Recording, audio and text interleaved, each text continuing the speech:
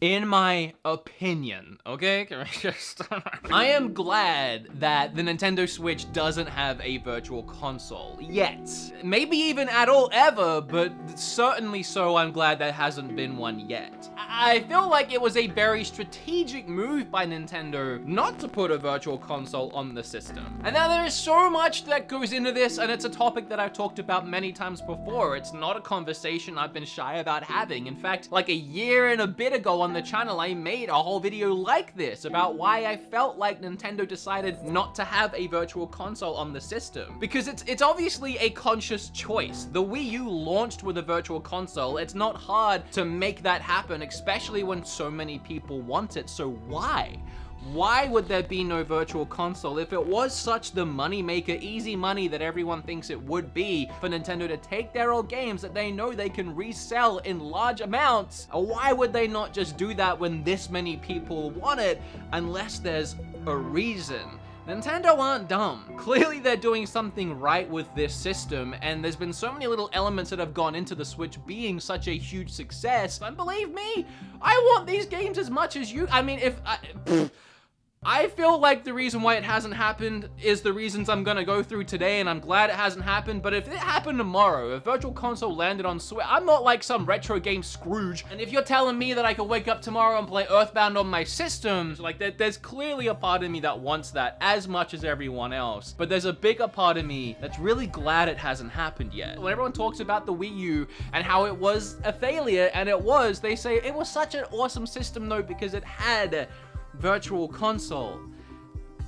Yes, it did, and it was the best part about that system, but the system failed because it had no other games. Because no one wanted to make games for that system for a couple of reasons. One, the system sold like crap as it was, and making a game for a system that has such a low install base, it's a huge risk. And when you made a game for that system, you were also competing with Nintendo. You were competing with their own AAA amazing games they were putting out on the thing, but you were also competing with the Virtual Console. Especially if you were an indie developer at the time, back in 2014? Well, whenever that was, a lot of Kickstarters around that time were like, yeah, we'll put it on Wii U if we get hit the stretch goal, but how many of those actually ended up not releasing on Wii U, and instead they just skipped it, they saved their money, and then maybe even ended up releasing on Switch later on because they couldn't compete with Nintendo's old games? And I know a part of this might seem crazy now. Remember, when the Switch launched, the whole thing was, it has no games, it has no games, where's the Virtual Console, it has no games. But think even further back to the Wii U when it literally had no games. The eShop now on the Switch is thriving, with indie games being some of the best sellers. You go to that bestseller tab on the eShop, and more often than not, the #1 selling game is an indie game. It didn't used to be like that, especially not with Nintendo systems. The Wii U launched literally the same year as that documentary on Indie Games the movie or whatever. It was at the peak of indie games blowing up in the gaming world, and yet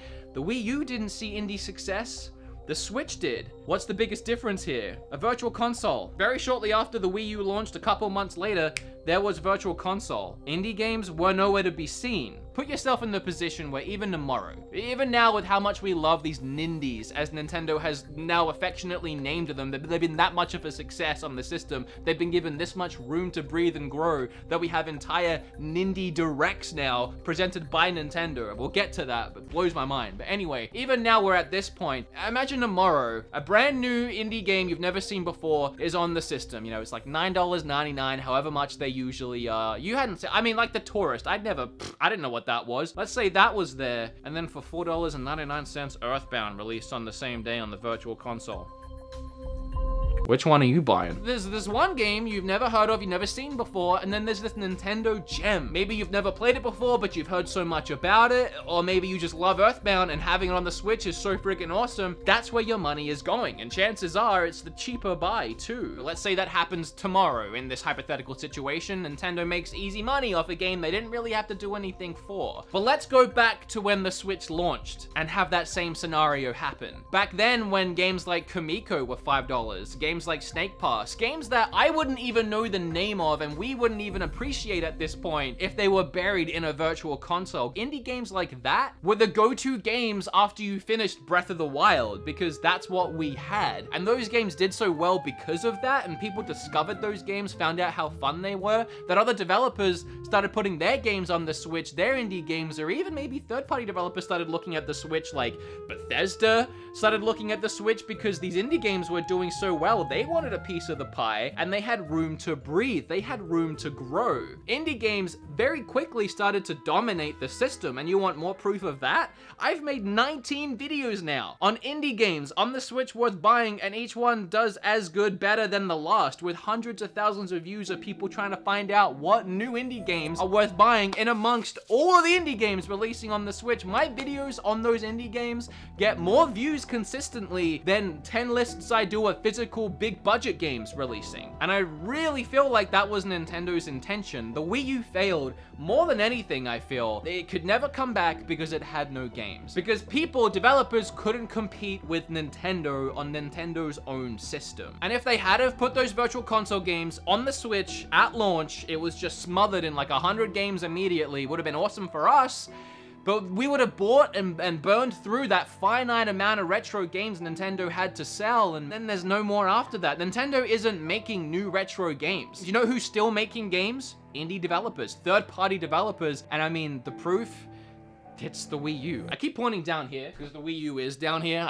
Nintendo really couldn't rely on the virtual console once again. They tried it on the Wii U and it did not work. So, okay, cool. If that's the case, where do we go from here? Because at this point, the Switch is blowing up. And a lot of people, even friends of mine, Arlo has made the argument, the Switch is as hot as it can be right now. Capitalize. Put the virtual console on the Switch at this point. I kind of feel like the Switch is doing so hot because of all the steps that along the way that have gone into making the Switch what it is. This isn't the Switch. I actually think it would be a pretty radical and crazy idea to, at this point, introduce something into the Switch's ecosystem as game-changing as Virtual Console. Because again, we know what would happen tomorrow if that happened. Everyone's buying the retro games. And how long does that last? Let's say Nintendo just drops all of it at once. How long does that play out for? Like, how long do people work through that catalog of Virtual Console games before they start dipping back into new games again? If Nintendo scatters the releases, and let's say every 2 months they release a new wave, kind of like how they've been doing with the free ones, then every 2 months, no indie developer is going to want to release a game. They're going to want to wait a week or two until the retro games have been out. It really does mess with the ecosystem of the Switch a lot when you start doing that. And I think even more evidence that plays into Nintendo not wanting to sell their retro games on the system again is to appease people. Everyone that really wanted to be able to play something retro on their Switch, they did release with the online NES and SNES games.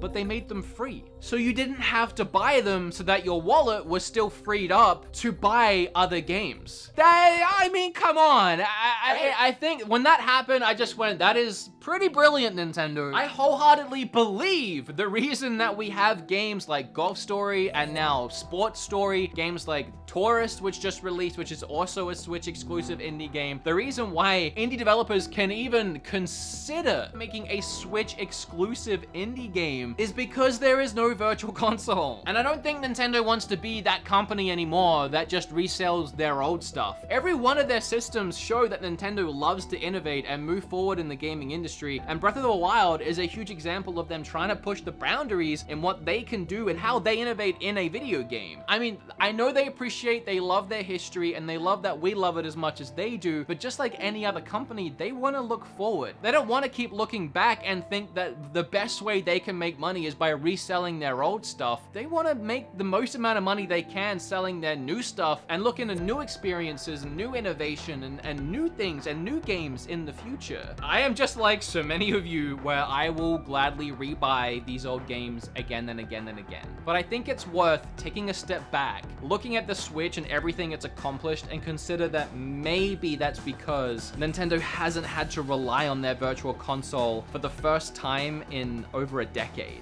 Everyone not only wants a Switch, but wants to put their games on Switch. And I know rebuying our old games would be nice, would be great. But how many times are we gonna rebuy these games on the next generation of systems? And trying new experiences, it's honestly good for you. Nintendo releasing Virtual Console to me, it just seems like a cash grab, regardless of how that affects other developers supporting the system. And I'm not 100% down with that. And I don't want to see their biggest successes come from their past. But I want to play Metroid Fusion now, and I don't care about these indie games I haven't played before. Alright, maybe I'm seeing this completely wrong. All I know is Nintendo for sure has a reason why there's no Virtual Console on Switch. And seeing how much success the Switch has had, I can only assume, I can only plus 1 and 1 to equal 2, that it was a conscious choice by Nintendo to step out of the way and let their system succeed on its own. And I'm really glad. Just my opinion. If you're not totally mad at me, hey, would you please flip all over that subscribe button. I really enjoy doing these discussion pieces, and well, I enjoy them when they don't blow up in my face. But it's something I feel very passionately about, very passionate of indies. And even more than any of that, I love actually having games released on my Nintendo system and not having to justify if it's worth buying every other month. Maybe that's just me.